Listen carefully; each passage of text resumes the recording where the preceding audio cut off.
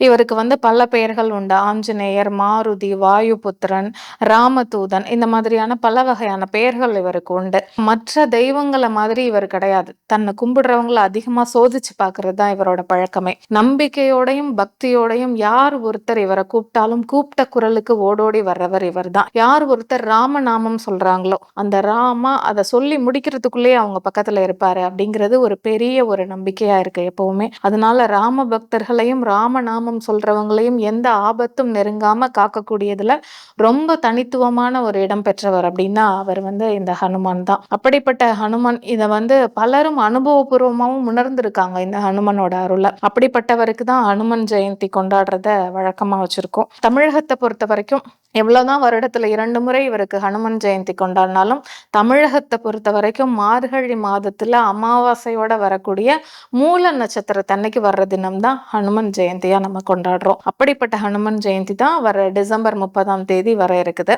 இது மட்டும் இல்லாம வட மாநிலங்கள்ல என்ன பண்றாங்கன்னா அவங்கள பொறுத்த வரைக்கும் சித்திரை மாதத்துல வரக்கூடிய பௌர்ணமியில தான் ஹனுமன் அவதரிச்சாரு அப்படின்னு சொல்லி அவங்க அதை ஹனுமன் ஜெயந்தியா எடுத்து கொண்டாடிட்டு இருக்காங்க.